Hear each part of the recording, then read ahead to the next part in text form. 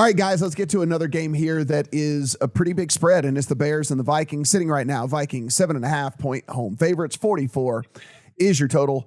Steven, we do power ratings every week. I want to put the Bears last every single week. I don't know if I have like every week, but it's, they're going to be a bottom feeder no matter what. They're going to be in the bottom three all season long. They're bad at everything. They don't do anything good. The Vikings, although it hasn't been the most efficient offense at times, it's gotten it done when it needs to get done. Kind of a middling of the road here type offense. I don't think it's going to matter for them in this one. Very popular teaser leg. I completely get it. I have the Vikings in teasers as well. They're going to win the game. I don't know if they can win the game by a full touchdown. You also see these teams kind of coast sometimes, like they get in this weird mentality when they know they're playing just a horrible team and they don't keep their foot on the gas. So a little odd for me with all that, but teaser leg for sure. Love the Vikings in a teaser.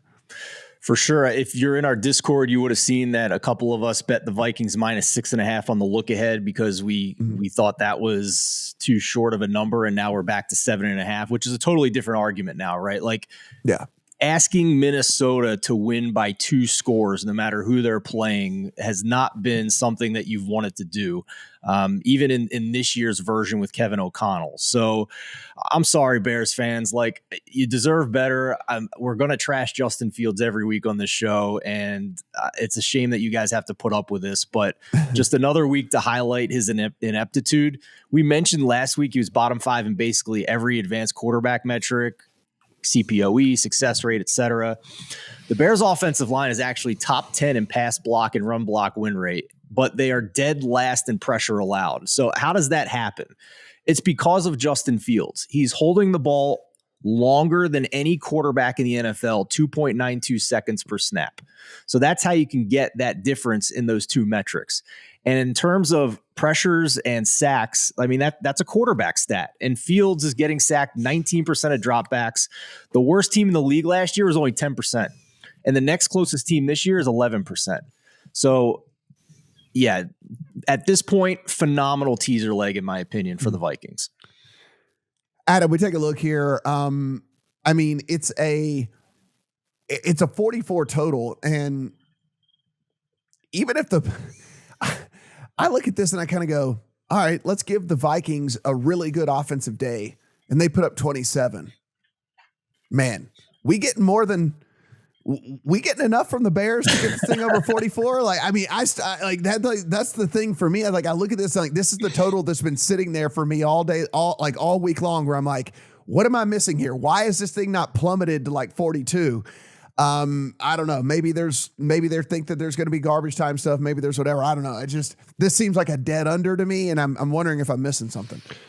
I understand why you're looking at it that way. The Bears have actually, with the exception of the Green Bay game, been able to do their part in putting up a couple of scores, or at least the equivalent of a couple of scores, even if it takes field goals to get to that spot. So I think I'd pass on it because I do think they can run the football a little bit. Steven talked about the quality of the offensive line. It's been a lot better than we thought it was going to be this year. I want to look at the other side with Minnesota because, once again, Zimmer or no Zimmer, I have no idea what this team is.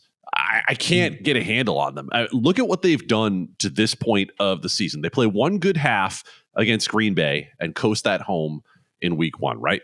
Then they come back and get blown out by the Eagles.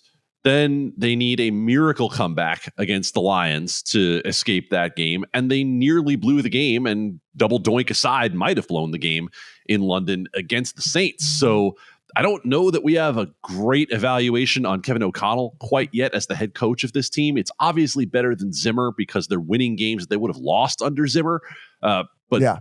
Do I see enough potential for weirdness to stay away from this game? Yeah, I do. If you like the Minnesota teaser leg, I totally understand why, because the Bears have been absolutely inept. But that being said, I can't get involved in this game. Guys, the one thing I do, if you'd want to like look ahead as well, the way that these teams have started to shape up and the way that this season has started to shape up, outside of the Eagles, this Viking schedule is the second easiest left in the NFL.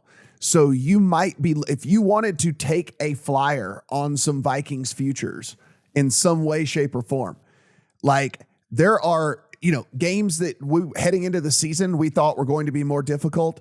Arizona, Washington, New England, the Lions, even Indianapolis. Those are all left on the schedule here for the Vikings. These are all games that were at least thought of to be, way, way tougher heading into this year than they actually are at this point in the year. Like, this is a very easy schedule for this Vikings team. There's an outside shot. If the Eagles somehow stumble a little bit, we could be talking about the Vikings going for the number 1 seed in the NFC. So just something to look at, that this schedule started to ease up with how these teams are playing now over the course of the year. And so super favorable path for this team the rest of the way. So just something to, if you find you have a futures bet that you like on them.